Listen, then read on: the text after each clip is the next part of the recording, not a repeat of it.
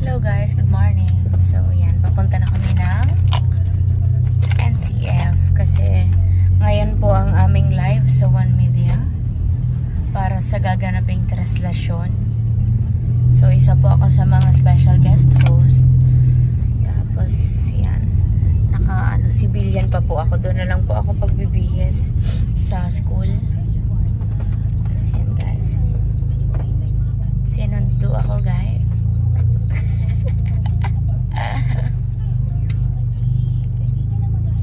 Say hi. Hi. Guys. Paliko bagas na may ano. Kararayan. Ay, may plan siya ba?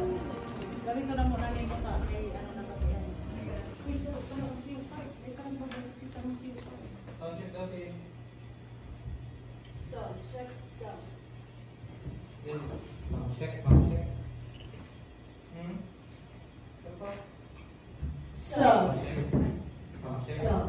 Soundcheck. Soundcheck. Wireless.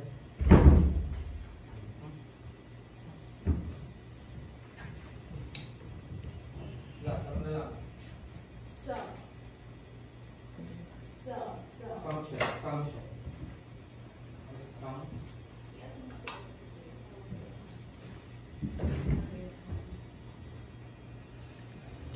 Flash on naman.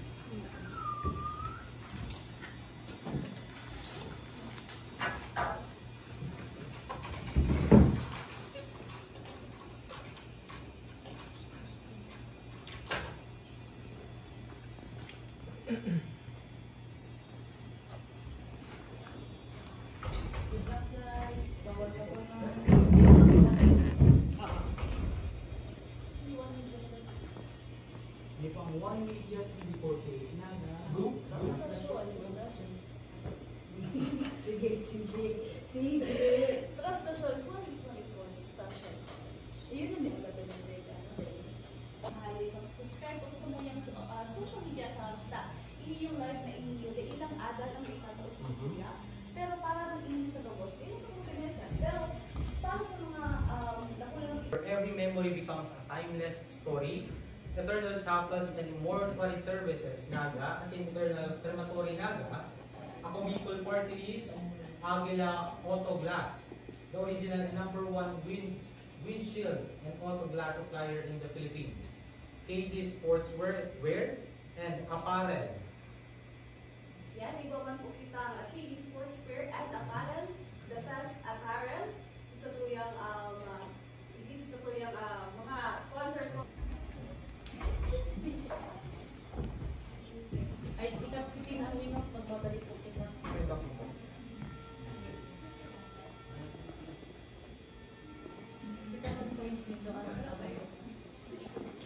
Ano lang? Reminder lang. Okay, sir. Please. Kakulon na mong daan. Yes, sir. Saway. Tapos hindi pa ako mag-iwal sa ako. Oo, di ka mo para daan. Tayo po niya nagbabalik po kita. As in, mapadagos po sa tuyang translasyon procession. Mahiling po sa nindo sa tuyang TV screens. Ang live feed na hatod po sa inyo kan One Media TV48 Naga, as in can Converge ICT Solutions. Bilang yenot na guest host niya itong niya na pagkahapon, ang sarap sa mga kinagigiliwan na homenes, bakulang ka Naga o Camarines Sur, kundi maging sa iyang fans haling sa manlain-lain na probinsya, asinasyon sa Kinaban. Dagos-dagos po ang sa iyang pagsikat bilang sarong charity vlogger, ulitan sa iyang istorya very inspiring. Siya haling sa pagiging sidewalk vendor, alagad ngunyan, sarap ng campus correspondent ng Naga College Foundation as in One Media TV48 Naga. Sarong endorser host as in businesswoman. Aramon niya ito ang sa iyang journey bilang sarong deboto ni na mga tugang ang viral Leche Plan Girl na Kanaga, Miss Medit Barcelona. Ayan, Miss Medit Barcelona nga, live na live po sa tuyang One Media TV48 Naga translasyon coverage. Kasi po yan, na-lift na po na nagdadalang sa tuya sa luwas ng syudad ng Naga as in sa ibang bansa. Yes po. Yes. So matagalog kita Dennis para at least maintindihan po pa sa tuyang para dalan hindi yung istorya nata with Medit Barcelona. So ngunyan Medit, sa Rocasa Samuyang guest host. As in, kaya very inspiring talaga sa story mo. So, ngunyan, bigyan mo naman kami ng quick background kung sino nga ba si Medeth Basilonia at kung bakit ba siya nakilala ngayon as the viral leche flounder. Isang simpleng estudyante po na nagtitinda po talaga kami ng leche flan since 2017. Hanggang sa, yun po, na-discover po ako ng isang charity vlogger ng Kalingap, si Kuya Rap po. At doon na po nag-start yung journey ko hanggang sa kung asaan po ako ngayon. Doon po nag-start ako.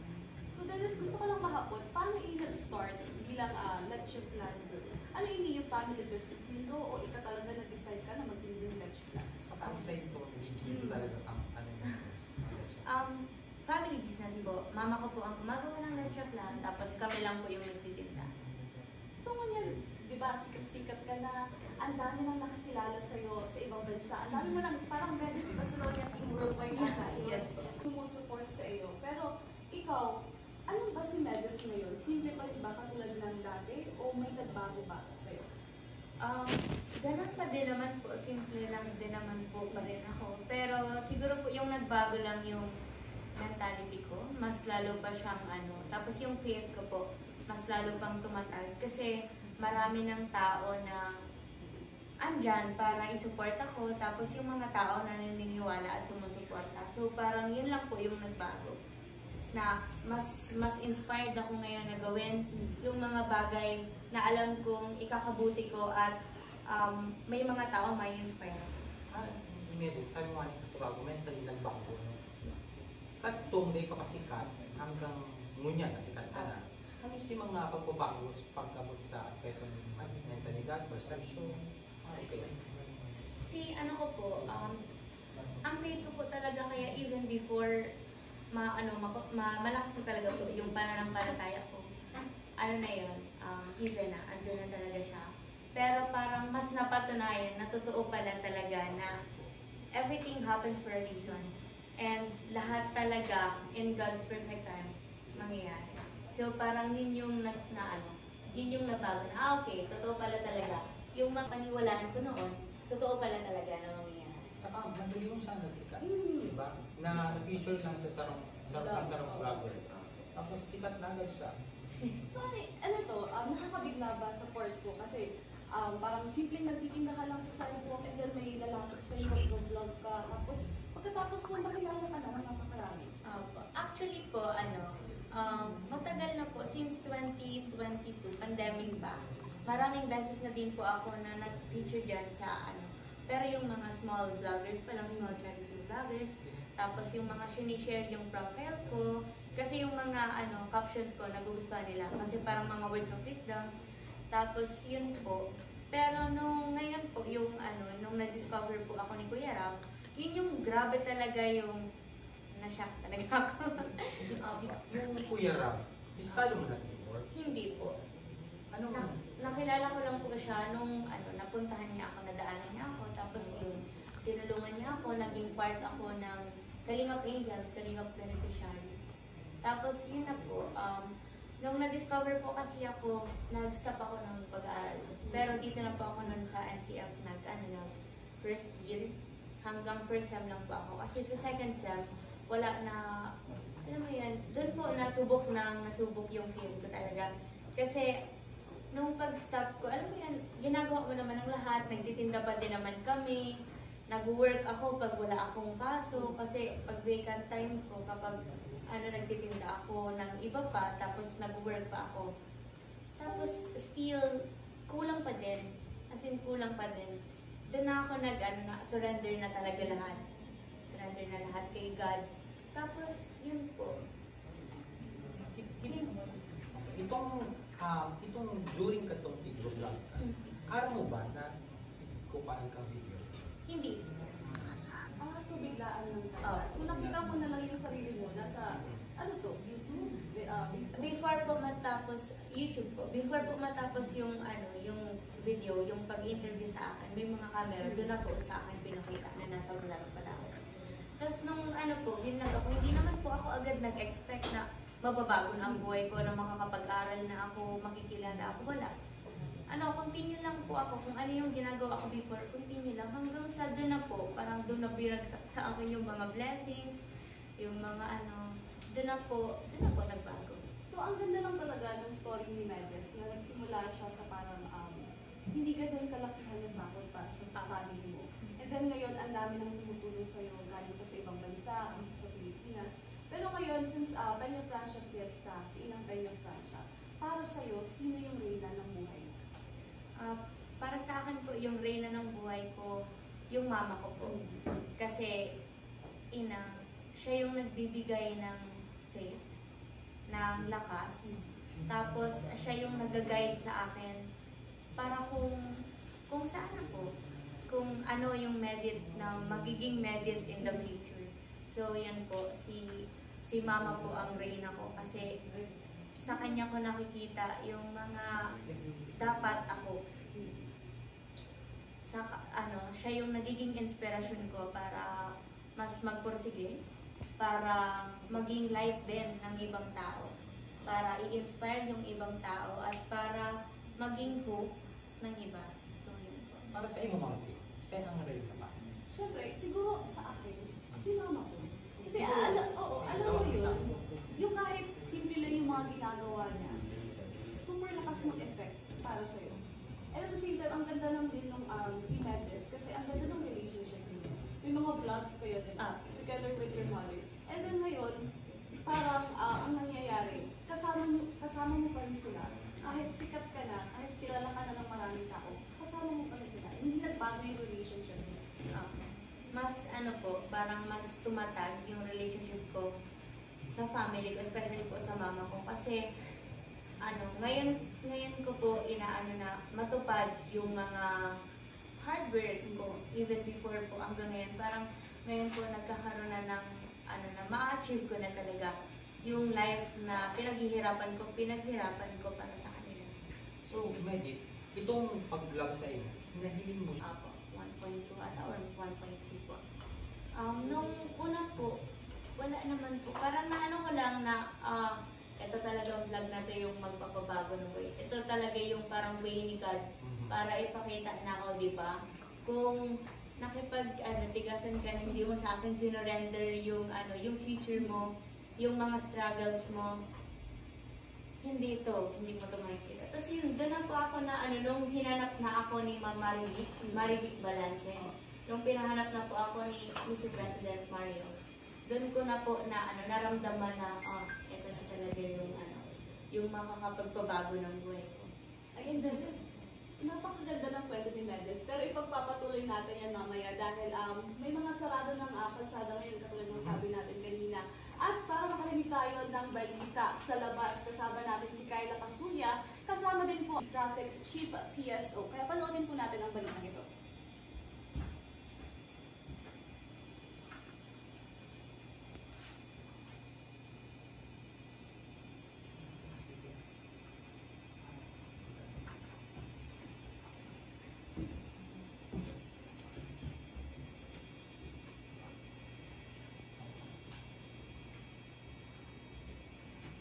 Ayun na nga si report ni Kyla Casulla sa to yung mga road closure. As may na-interview pa siya halos sa Muntinlupa. Talaga namang yung kapistahan tagi ng Peña Francia. Nakulong talaga ang nag-iisa sa Ciudad de Naga.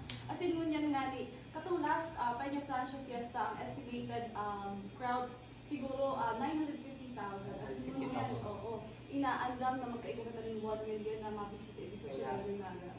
Kaya nasa red alert ng Naga buong yan. Kaya po, mag-ingat-ingat po sa tuyang mga nagbibisita po ng si mga yaon man po hindi na makikisumalo po sa tuyang translation procession po. Mag-ingat po ngunyan. Ngunyan, mabalikan na si Medef kasi magayon lang naging ulayan na kasi po sa iyang transition from being a sidewalk vendor, ngunyan istado na charity vlogger na. Pero ngunyan, ang hapat kang kadaklan, simple pa ng si buhay nindo, nagtitinda pa ng kami ni Lachiflan. Yes po, nagtitinda pa rin po kami ng leche flan. Pero mas inaano ko na kapag may extra akong pera, pagpapapahingan ko muna sila mama. Kasi syempre po, tumatanda na si mama. Kaya nga ako sobrang nagsusumikap para makapagpahinga siya sa pagtitinda. So yun po, minsan po nagtitinda pa din po. Katulad po ngayong fiesta, nagtitinda po sila ngayon. So, At yun yes ngayong po, araw na ngayon. yun. Yes Saan po. po sila naka-ano? Allocated po sila dito sa plaza, sa may Cleargold po. Sila di Mandira. Sa dati lang po. Yes po. So, yan, sisig ka dati ng mama mo. Ate ko po. So, sila gawa. Pero ngayon, araw nila, layaan ka na. Yes po. So, talagang pero excited man sila para sa iyo. Kasi masishare mo na din si story mo sa mga tao, sa mga supporters mo. And then, kaakibat kasi ng kasikatan, kapag na-post ka na sa social media, di ba? Ang dami nang mag-comment na, ay, si Megan ganito, si Megan nagbago na. Eh, ikaw, paano mo ba na-address yung mga ganong accusation ng mga tao sa iyo na since sulikat ka na, ang dami na tuloy basher. Oo nga po. Kakambal talaga ng social media ang basher. Kapag may pagpupuri, meron din namang panlalait or yung mga negative comments. Siguro po mas na lang, mas minsan po kasi parang naaano din tayo na parang kino-question din natin ang sarili natin na totoo bang nagbago na ako, totoo ba yung ganito, ganyan. Pero kapag may mga tao kang pinagkakatiwalaan at mga taong yung kilalang kilala ka talaga, syempre sa kanila ka magsisik ng advice kung totoo ba na ganito, nagbago na ba talaga ako. Tapos dun ko po inaano. Tapos every time po na nag-worry ako na baka maano na din talaga ako, yung parang yung madala na ako sa kung asan ako kasi baka ako parang yung tumaas ang tingin ko sa sarili ko. So, every night po, pinag-pray ko talaga na wag sana akong yung panatilihin lang ni God na lang ako, humble. Tapos yun po, i-guide lang niya ako kung ano ba ang dapat kong gawin. So parang inassess niya na din yung sarili niya para malaman. Kasi baka mamaya hindi mo lang din talaga mapapansin na baka nga nagbago ako. Pero ikaw, hindi talaga nagbago si Megan. Simple pa rin yung kanyang pamumuhay. Sa araw mo man, Med, sa sarili mo, kung nagbago ka whether kung ano man ang kasaluhan kang tao, siyempre, dahil ikaw man maapektaran, tulos, lalo-lalo na, ikaw mismo nakakabiso sa game. Yes po. So, talagang may advantage and disadvantage yung social media natin. Yes. At ikaw, yung mga supporters mo ngayon, parang may mga edad na, di ba? Yes. Mostly may mga edad na yung mga... Oo. So, paano sila nakakatulong sa'yo sa devotion mo kay ina? Eh, paano mo din sila natutulungan na magbigay inspirasyon? Yung women's hope, parang nai-inspire ko kasi sila, pero hindi nila alam na mas nai-inspire nila ako. Yung mga yung hindi lang kasi isa lang ang mama ko na parang sobrang dami na tinitignan ko sila as my second mother na din po.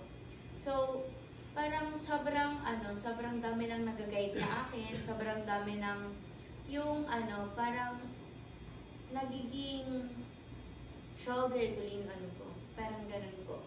Tapos, yun, sa mga advices po nila, lagi ko po talagang sinasapuso. Yung mga sinasabi nila, yung pag-guide nila sa akin. Tapos, yun po, kung ano po yung pinaparamdam, naniniwala po kasi ako na kung ano yung nasa puso mo, yun yung masishare mo. Kaya, yun po, nasishare ko siguro po sa ibang tao, yung laman ng puso ko. Kasi, syempre, sobrang daming pagmamahal ko Sobrang daming pagmamahal na nagiging laman ng puso ko. So, yun po. Parang, yun din po yung nasishare ko sa iba. Medyo, sabi mo nga niya, kung halik ka na nag-vlog. Sa paanong paagi, ipapahingin kang magurang mo, ang pagsuporta nila sa pag-vlog? Kapag po kapag yung mga gawain po sa bahay, kapag alam nila na sobrang pagod na ako, hindi na po nila ako inaano na magugas ka, magganito, ganyan. Kasi alam nila na pagod na ako. Tapos po, lagi nilang inaano talaga na sobrang proud sila sa akin. Tapos, yung... Sinasabi nila na proud ako sa iyo? Opo, sinasabi po nila na sobrang proud sila. Tapos yung kinukwento po nila ako sa ibang tao. Hindi dahil ako video mo, kaibahan mo ata, mama mo ata, tumasay ka, itong hinahag mo siya, tapos naghihilig siya. Opo. Anong nangyari doon?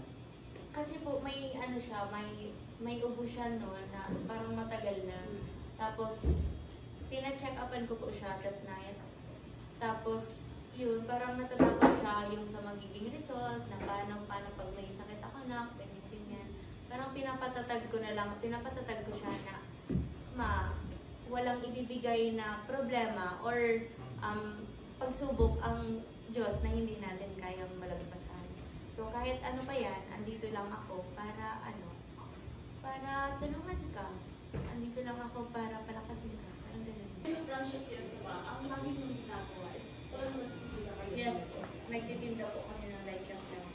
Tapos yan, kapag po may mga dumadaan na mga pulubi, doon po kami nagbibigay ng pagkain. So parang yun na din yung way ng devotion ninyo kay Apo. Benefacio. Magbibigay kayo ng pagkain doon sa nangangailangan. Apo. Kahit kayo nangangailangan din. Apo. Ang ganda lang yung ganun kasi kahit konti lang yung meron ka, yung puso mo andun pa rin sa pagbigay para sa ibang tao. Sabi nga kayo, mas magayon na ikaw ng tatapang kaysa ikaw tinatabang. Kasi baga, igwa kita kayo, lalo kita mga Pilipino, dawa aral ta sa diri kang mayong-mayong na kita. Di ba? Aral ta sa diri kang mayong-mayong na kita. Pero igwa pa din kitang kakayahan na magtabang sa iyo. Dawa kadikit, di ba? At least igwa man lang. Kaya, Di ba? super ganda ng kwento mo na hindi lang ikaw yung parang nagtatrabaho para sa pamilya mo. Lahat pa rin kayo. Na hindi nyo iniwan yung business kung saan kayo nakilala. Hindi nagbago yung pakikitungo mo sa ibang tao. Hindi din nagbago yung ugali ng isang medyo kasi na talagang minahal hanggang ngayon ng mga fans mo. Kaya kayo, Dennis, sinabi natin kanina yung social media may advantage and disadvantage. And meron ka ating nanonood na mga teenagers, mga katulad mo, paano mo ba sa kanila or paano mo sila mai-inspire na katulad mo, ganun din yung gawin nila. Mahalin yung kapwa, mahalin yung pamilya nila, and pahalagahan yung devotion na meron sila. Ngayon po sa ginagawa ko pong charity, isa sa mga project po namin yung ALS learners po. Noong nakaraan po nag-charity ako sa kanila, tapos nagbigay ng message, ng inspiration. Kasi minsan po sobrang nape-pressure, di ba, yung mga kabataan po ngayon. Parang nape-pressure sila na parang ikaw na lang yung last hope ng family mo. So parang pag pressure na pressure ka, hindi mo na alam kung ano yung gagawin mo. So yun po, parang inaano ko lang sila, pinapakita ko lang sa kanila na kailangan mo munang mag-focus sa sarili mo. I-build mo muna yung sarili mo, gawin mo yung mga bagay na ikakabuti mo. Kasi pag nagawa mo na yan, pwede may maitutulong ka na. Kasi you can't give what you don't have. Yan po yung lagi kong sinasabi. So, yun po. Kaya siguro na ini-inspire ko po sila in a way na binibuild ko yung sarili ko. Kasi para po, ako na yung titignan nila na gusto nilang maging ganito. Kasi ang hirap naman po na mag-inspire. Tapos, yung ako, hindi naman pala, ako sa sarili ko hindi pa satisfied sa kung ano yung ako, anong meron ako. So, yan po. Sa iyo mo, Medi, di ba, sa mga hotel, Yeah. madalas tang gamitin ang social media. Diba? Dadarawon ang mga jóvenes, pinaka sa rong grabe, paano dadarawon ang mga jóvenes paano gagamitin ang social media para darawon ang faith or devotion through social media? Ano po, siguro sa social media, kasi sa social media po kaya pero puro na lang mga memes, mga funny video. Siguro mas i-share itong mga knowledge and skills na ibo kita. Para mas ma-inspired ka itong mga nakakahiling, especially si mga kaubenan. Na minsan kaya si mga skills, especially sa communication, ang iba iniisip na normal lang yan, natural lang. Pero data nare-realize na skills ka na pala dito. Si mga simpleng bagay lang po na mapakusog, especially kang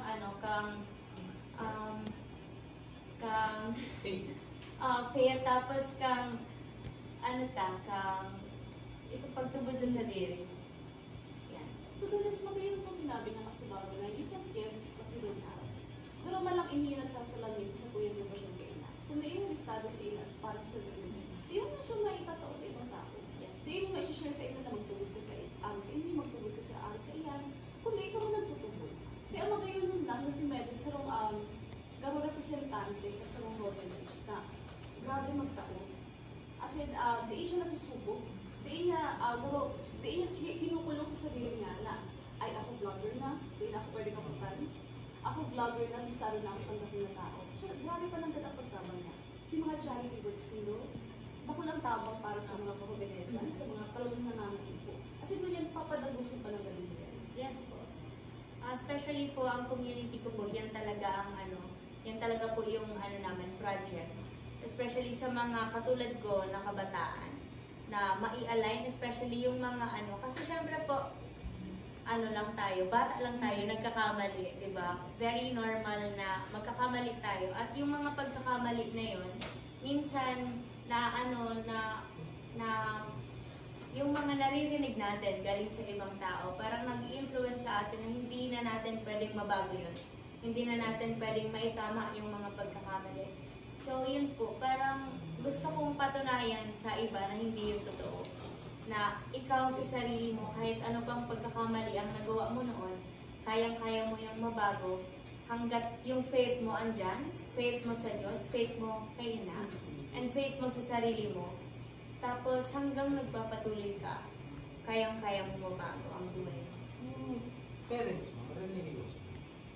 Yes po. Kasi diba, ang Talaga katatag, no? Aabot talaga po sa point na parang hindi ko na kaya, parang madidrain ka na. Pero iniiyak ko lang po. Tapos after nun, alam ko naman na life goes on. Di ba po? Tapos yun, lagi ko lang po pinagpe-pray yung mga yung mga struggles ko, yung mga worries ko. Kasi hindi po parang hindi porket naging vlogger ka na, yung parang medyo nag-step up ka na. Hindi na gano'n yung buhay mo na parang pong mas naging mas challenging ngayon compare sa noon. Kasi ngayon po parang ang dami ng mata na nakatingin sa'yo. Ang dami ng comments. Bukas na rin po. Parang bukas na rin. Kasi kapag nahirap mo, nahihiling ka. Tako, pwede kang i-judge, pwede kang sabihin sa iyo mo. Kaya, challenging siya. So, syempre, nakulong talaga yung responsibility. Opo. Tsaka yung responsibilities, parang mas dumami siya compare sa noon. Pero, inaano ko na lang po na siguro yung mga challenges na kinakaharap ko ngayon, yun yung mas magpo-fuel pa para sa magiging ako in the future na hindi pa ito yung final. Kasi sobrang even before po, iniisip ko talaga na nangyayari yung mga nangyayari sa akin noon kasi may rason. Lagi ko iniisip na may rason. Na siguro kaya ko yung pinagdadaanan kasi para sa next generation, maaano ko sila na maiwas or ma-guide ko sila na pwede pang para maging hope, maging pag-asa ng mga katulad kong kabataan na nagkamali noon na gusto pang iayos yung buhay, na ayusin yung buhay. So, ang ganda lang ng pagpapalaki sa kanya. Pero kanina, napag-usapan natin yung parang personal struggle mo. Pero kayo as a family, ano ba yung parang nagbigay sa inyo ng parang pag-iisip na nakakapagod ka lang? As a family, ano yung naging parang turning point niyo na parang gusto niyo naman sumuko? Nung time na hindi na ako nakakapag-aral, parang dun po nasubok talaga yung faith namin. Nung hindi na po ako nakakapag-aral, tapos yung kahit anong work, pinapasok ko hanggat legal. Pinapasok ko talaga. Kahit sobrang pagod na ako. Minsan niya ako nag-18 hours duty ako. Mag-ambassadoress ako ng 8 to 5 p.m. Tapos 6 to 12 midnight, nag-ambassadoress pa ako. So yun po, parang doon na kahit ginagawa na yung lahat, parang hindi pa din, parang kulang pa din. So yun po. Tapos, isa pa pong sinubok yung faith ko talaga nung na-aksidente po yung papa ko. Nahulog siya sa hagda, tapos na-fracture po yung paa niya. Tapos, alam mo yun, nung time po kasi na yun, nagsistart na doon yung sa vlog eh. Na po ako ng beneficiary na ako ni Kuya Rab. Tapos, andyan na yung social media influence. Tapos, bigla pong nangyari yung aksidente na parang na-question ko na bakit ngayon pa na nag-work hard ako para maibigay ko yung life na gusto ko para sa family ko. Bakit ngayon pa na ganito?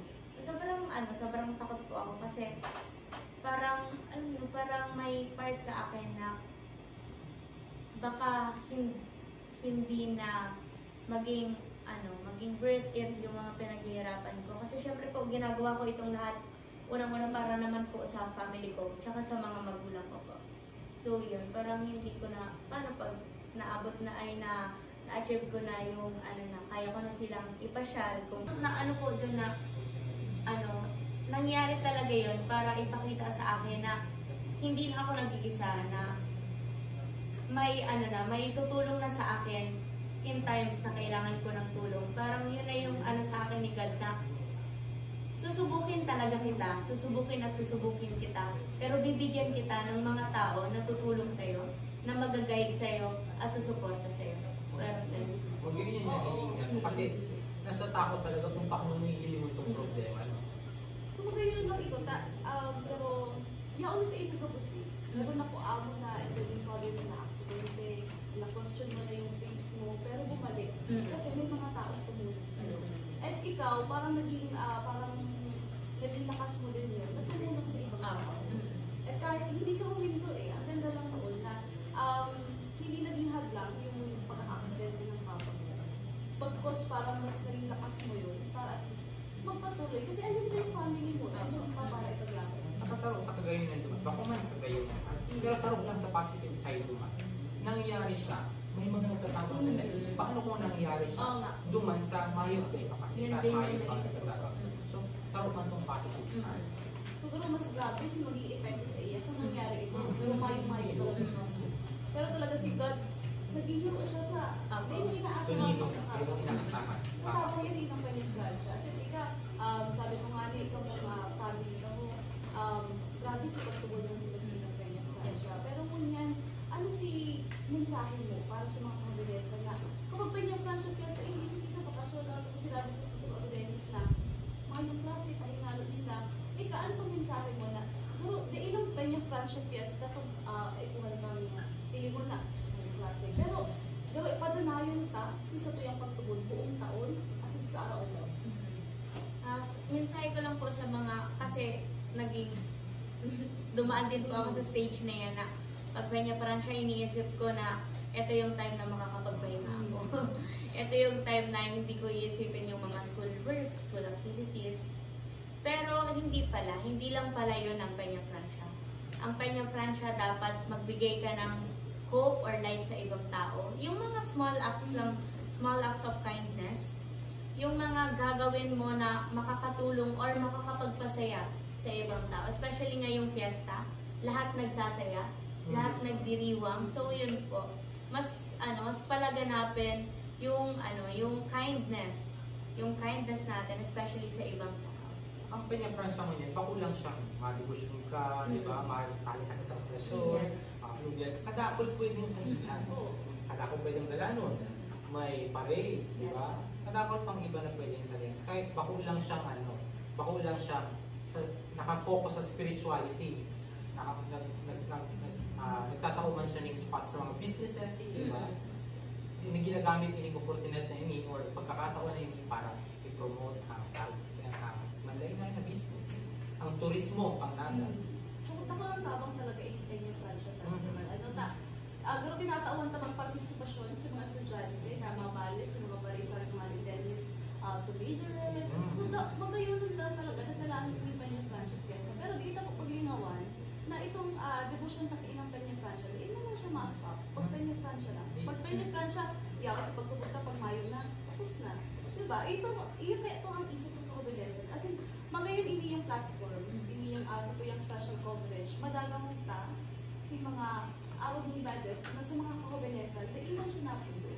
Magayon nun na ipakita mo kusog na devotion sa Diyos as in kayo ng Peña Francia. Tapos sinabi mo kayo, Hoven, ang feeling ko mga Hoven sa minyan, ay di kami bilong dyan, simbahan yan, puro lang dyan pangadji. Diba? Yung mga araw din na kaya, boring sa simbahan. Pero ako personally, kung paglaw ko sa simbahan, iguang ka kato, boring talaga. Sinasabi ko, kang magurang ko pang ina. Ikaday ka man lamang nagsisimba, day ka nag-iiba sa ko. Pero katong nag-youth, member ako kang ministry, iguang happiness na dahil mo ma-explain, itong genuine happiness na dahil mo kaugmahan na dahil mo makukuha sa inuman, dahil mo makukuha sa party. Di ba, harap na itong kaugmahan na bako siyang pang-ibabaw. Ganun payapa. Sa mga matik mo, paugmahan na mapayapa. Aram ni Medes, kaya may businessman kami. Tarabang-tabang kami family. And magayunan lang na itong business na to, dahil lang siya para sa magkakota. Pero bonding na siya ng family. Share kang faith sa sarong family. Kaya magayunan lang na takulong kaya sa Tuya ang mga working students, may mga negosyo. Mag-iinom niya na ang mga businesses pag nag-abot ang Peña Francia Fiesta, nagiging generous. Napapansin niyo ito? Nagiging sponsor ngayon ang araw ngayon kanina. Diba? Siguro, human to ang waning nila, ang pagdebosyon nila. Diba, aram naman na ang mga business owners, ang mga negosyante, mga bising tao, kaya mo niya makakaiba sa translasyon. Yung may makakabdala ng food gata. Siyempre, ang asikasuhan ka yan, si negosyo. Pero, sa paagi siguro ng, diba, dumaan na lang sponsor, pagtao, yun na lang ito ang waning na ang pagdebosyon. Tsaka gratitude siguro din po. Kasi si mga blessings na naglalaro sa business, na i-share. Kinakaungan nila. Pero hindi yun, kasi wag nasabi na si mga fans mo is may edad na. And then, pero si mga pang-bedesan mo niya, pero sila itong grabe mong bash, pumunta. Pero niya sa akin na tumira siya sa ibang bansa. Alam mo yun, sobrang nahirapan siya, sobrang hinusgan siya ng mga taong close pa sa kanya. Tapos, parang, yung minaliit siya. Tapos, imbis na, may mga tao, di ba po kasi na kapag nasa ganyang sitwasyon, parang pinanghihinaan. Pero siya po hindi. Mas nag-work hard po siya para ma-achieve kung ano man siya ngayon na, sobrang ganda na po ng buhay niya sa ibang bansa. Tapos, hinahangaan din siya. Tapos, spokesperson din siya. Woman of hope siya.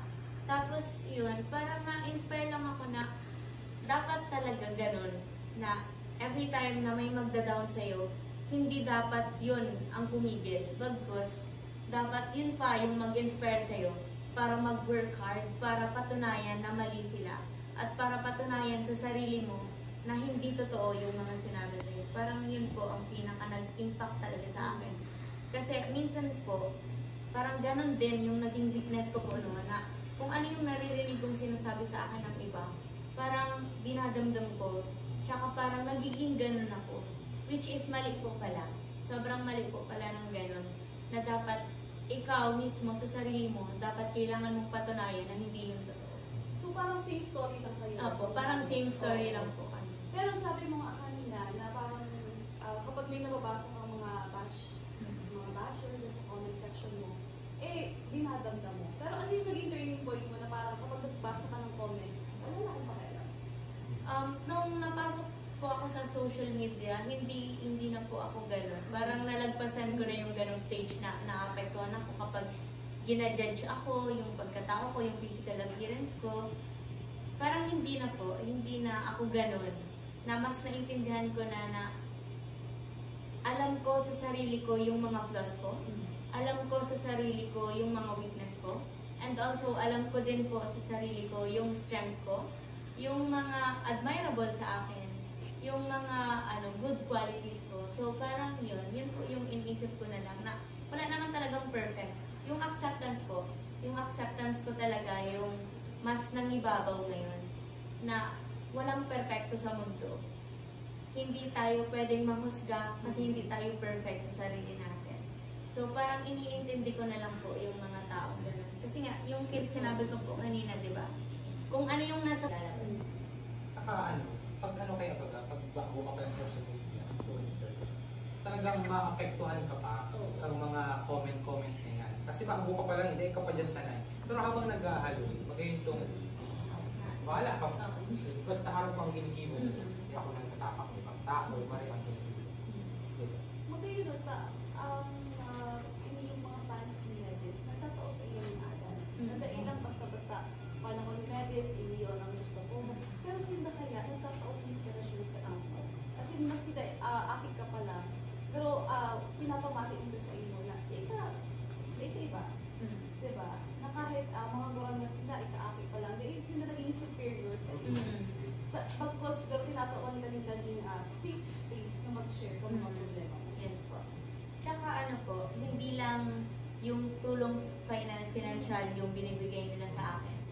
Tinutulungan nila akong ma-develop yung pagkatao ko. Tinutulungan nila akong mas maging better sa sarili ko, sa family ko, at sa ibang tao po. Parang yun po yung ano. Saka sabi mo mga liba, kapasukan kasubago, itong mga pagsasabi sa inyo sa mga comments, parang garo, pag nagsasabi ang mga bashers, yung mga negative na message, parang garo, nagiging ikato. Dahil po niyan, magayon na pag nagbabash, may nagbabash sa imo, ginagamit mo itong inspiration para maging better. So ngayon, Medes, ang tema ta kaya, pamanang banal, at amanon, padanayon, kasi malapot. Ika, bilang bistado na sa social media, paano ka magiging na mapadanay ka sa student edition? Kasi kung ano to, Dennis, 314 years ng gusto kay inang kanyang Francia. Isahilin mo bilang sa mga holiness, kita na ang futuro kang debosyon ninyo kay inang kanyang Francia. Sahilin mo, hindi maabot man din araw kay inyong kalabang taon kung kita naman ang masunod na mga relasyon. Yes po. Para sa ko, mas malawig pa. Tsaka pwede ta pa kung mas ma-deeper si pananampalataya kung mga masunod na henerasyon. Kapag pinaramdam ta sa inda, itong pagtubod ta. Kapag pinamana ta sa inda, itong faith na igwa kita. Pag pinamana ta sa inda, itong kindness na igwa sa puso ta. Mas feeling ko, mas magayon pa. Mas magayon pa ang magiging future generation ang pananampalataya nila. Ano pati mo niyan, ning kapag kani, ang mga feeling ko may challenge pa. May challenge sa to na padanayon yung pagtubod na yun. Kasi araw nga nito sinabi ko sa bako, may ano, kumbaga iba ng attention mo yun kang mga holiness. Pagsiset aside din ang mga faith. Pagsiset aside ang faith. Mas pinupukosan siya. Siyempre, importante man din ang career. Pero parang, di ba, kung nahihiling ka, pagsiset aside ang faith, panghuli na yan, saka nakamas na yun. Pero kaya naiiling mo niyan, pero may pag-aaral mo na. Pero dito kay Aram, personally, hindi mga tao, hindi mga holiness na nagigita. Siyempre, may kanya-kanya naman silang pagtubog. Dito Aram, kung si Devotion ni Katinang kanyang Francia talagang yaon o mayo, dito masasabi. Pero magayon nun lang na inyong mga araw kay inyo, i-medit, story ni medit, asad ka mga masbog ng mga guest host na matawag inspirasyon sa mga kapwa nila holiness. Diba? Yes. So, ngunyan Medes, dakulan kitang sponsor na ito, ngunyan na Aldaw. Siyempre, pasalamatan niya man yato ang sa tuya mga sponsors na ngunyan na Aldaw. Pero di mo po, kita tapos kay Medes. Tapos sa tuya kung pagbabalik maistoryahan ko kita sa One Media TV 48 Naga, Translation 2024 Special Coverage.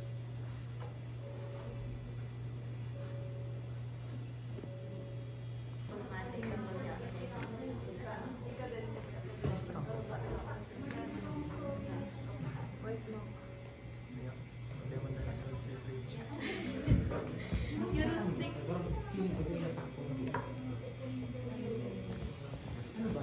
Wow!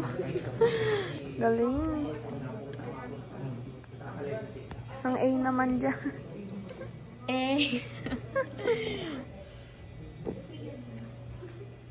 Sabi ka, si Ina, pagkita. Para sa imo, wearing a crown, anong ibig sabihin ko ito? Siyempre, ikatapulo ng responsibilidad niya. Para po sa ko ang crown, bako lang po siya, hindi lang po siya palamutin. Hindi lang siya dyan para i-display. Ano siya, ang crown, it represents the responsibilities. It represents your spirituality and yung faith mo po. And yung pagkatao mo, nire-represent ng crown mo kung anong klaseng tao ka. Kung paano mo mag-guide or paano ka magiging inspirasyon sa iba. Hindi po madali ang may corona. Hindi po talaga siya hindi siya simple lang na, hindi lang siya para sa title. Kasi mas maraming responsibilities at parang kailangan mo talagang mas magpursige kasi may mga taong tinitignan ka bilang role model. May mga taong nagtitiwala at naniniwala na kaya mo. So parang mas medyo nakaka-pressure siya. Pero yung saya, kasi di ba po, masarap sa pakiramdam na may mga nai-inspire ka. Masarap sa pakiramdam na maraming taong naniniwala sa'yo. Masarap sa pakiramdam na yung mga hakbang na ginagawa mo, yung mga achievement na na-achieve mo, hindi lang ikaw ang nagse-celebrate yun. Pati yung mga taong nagtitiwala sa'yo. Yung mga taong tutulong. Kasama po pa rin sila. And yun nga yung sabi mo na yung corona, hindi mo siya panuhin.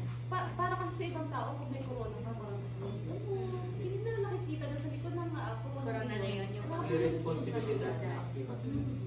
So ngayon natin bago tayo magtapos, sabi natin kanina, marami nang nakakakilala sa'yo. Yes. Ayan, shout out natin or batiin natin yung mga nanonood sa iyo, yung mga fans mo. I-shout out ko po ang lahat ng communities ko. Sa Team Merit International Solid Family, sa Team Merit Worldwide, Team Merit International Italy, Team Merit Philippines, Team Merit Bacolod and Panay Islands, Team Merit USA and Canada, Team Merit Europe, Team Merit Davao, Team Merit Barcelona, Spain, Team Merit Singapore, Team Merit Hong Kong, at sa lahat po ng mga independent supporters. Sa mga supporters ko na kahit wala silang group, ay yung pag-support nila ay andyan talaga. At sobrang dami ko pong communities na nanonood ngayon sa live. And hello po sa inyo. Thank you po sa sobrang dami po. Thank you po sa walang sawang pagmamahal at pagsuporta niyo. Lahat po ng achieve ko at na-achieve ko, andyan po kayo sa akin. Ano ko po, ang panalo ko ay panalo natin lahat. Yes po. Mga tugang, remind ko lang po kamo, 2:00 po ang misa dyan sa Peña Frances Shrine bago po iluwas ang andas kan Divino Rostro asin pansatuyang mahal na ina. Kaya talagang magayunan si Satuyang Enot na guest host. Nakulong kita nga, lako ang anal. Kasi syempre, bistado medyo. Pero ngunyan, alaman ta na dailang siya bistado. Igwa siyang deep story behind that success. Kaya magayunan, as in nakatabang talaga sa Satuyang gabus na kahubinesa na nagdadagan sa Tuya. As in, sabi nga po ni Dennis, igwa po katang 2:00 ng misa dyan sa may Peña Frances Shrine. Kaya mabalik po kami pagkatapos ng misa. Tabang. Ma'am! Hello. Ang Disney Princess. Pagod na ang Disney Princess niyo, guys.